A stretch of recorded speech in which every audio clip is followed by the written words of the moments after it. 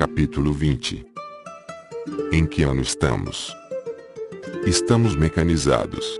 Nossa comodidade não nos deixa pensar e simplesmente fazemos algo com base no que outras pessoas fizeram. Um exemplo disso é o nosso próprio calendário. Em que ano estamos? Depende. Muitos me falam, você é ateu, certo? Eu respondo que sim. Mas, então, em que ano estamos? Respondo 2019. Depois de quem? O fato de estarmos no ano de 2019 depois de Cristo não quer dizer que ele existiu. Foi apenas uma convenção.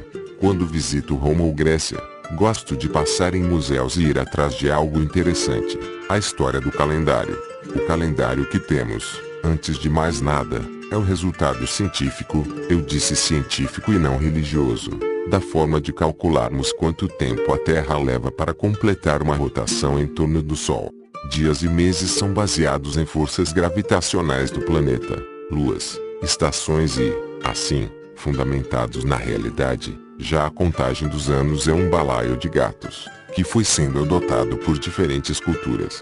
Você deve saber que, apesar dos anos 2000, a Terra possui mais idade que isso, certo? Que também possui mais de 10.000 anos, mais de 4.543 bilhões de anos para ser mais exato, como pensava a Igreja, e que não foi criada por Deus em 6 dias como pensávamos, se é que se pode falar disso como pensar.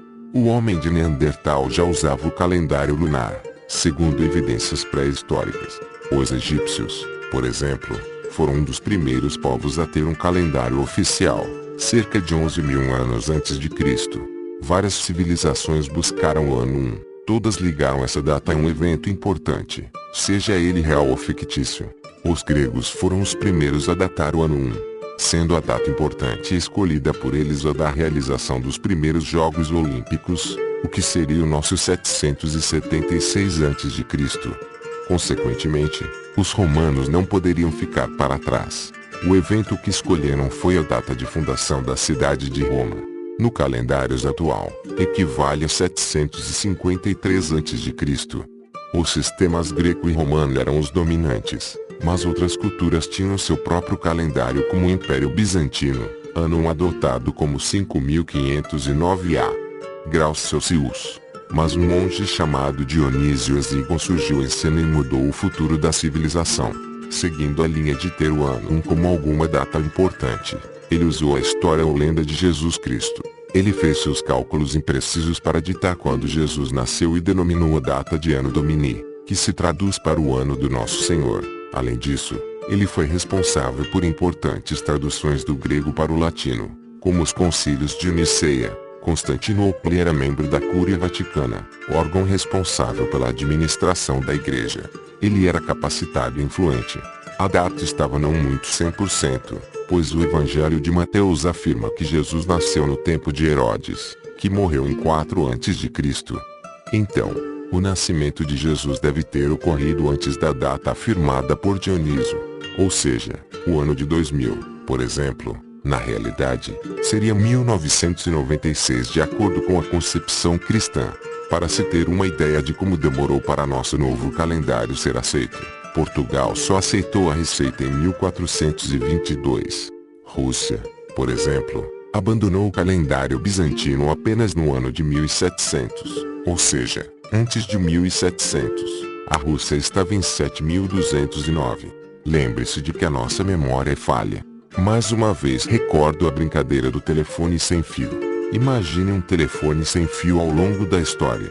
Se Jesus não fosse considerado, e se a Igreja não tomasse o poder da forma em que tomou, estaríamos, provavelmente, no ano de 2772, que é justamente o calendário romano.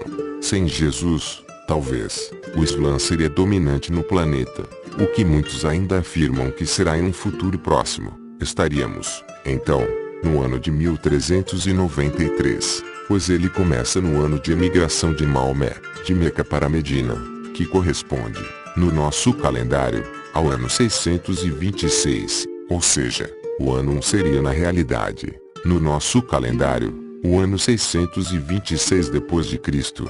Estamos falando da busca do ano 1, não confundi-lo com as duas formas de cálculo que vieram a seguir. Depois disso, Temos o calendário gregoriano, promulgado pelo Papa Gregório XII, em substituição ao calendário Juliani, implementado pelo líder romano Júlio César em 46 a.C. Essa reformulação foi feita justamente para corrigir a data do equinócio da primavera para o dia 21 de março e desfazer o erro de 10 dias existente na época. A data da Páscoa, por exemplo, tem mais a ver com o calendário, com a lua, do que com a morte e ressurreição de Jesus. Apenas no Concílio de Nicea, no ano de 325, foi determinado que a Páscoa seria celebrada no domingo posterior à primeira lua cheia primaveral do hemisfério norte. Assim como Jesus morreu para nos salvar e você celebra a Páscoa por isso, os judeus celebram a data para também comemorar a salvação. No caso, a libertação por Deus da escravidão do Egito Antigo e a liberdade ante o guia do líder Moisés.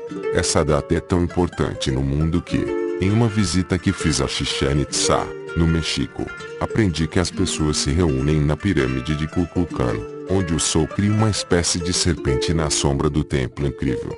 Depois de aprovada a mudança de Juliano para Gregoriano, ficou proibida a impressão de calendários por terceiros sem a autorização da Santa Igreja Romana. O calendário entrou em vigor em 15 de outubro de 1582. Se quiser entender mais sobre isso, sugiro a leitura do livro Calendário, A Epopeia da Humanidade para Determinar um Ano, do escritor Davi Wing Duncan, um jornalista americano famoso por escrever, também, sobre robôs e inteligência artificial. Ele é dono da Arquifusion, empresa que faz eventos pelo mundo com pensadores sobre unir saúde e biomedicina no futuro da humanidade.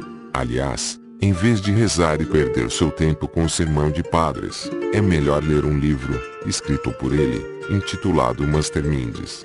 No livro, ele aconselha que você conheça James Watson, Francisco Lins, Cynthia Kenyon e seus amigos, pois são as mentes master na genética, biotecnologia, responsáveis por quererem que você viva até 150 anos, buscando formas de regenerar seu cérebro, coração, em busca de vida sintética para lhe dar mais longevidade. Segundo ele, estas, sim, são as pessoas responsáveis por alterar a vida na Terra para sempre.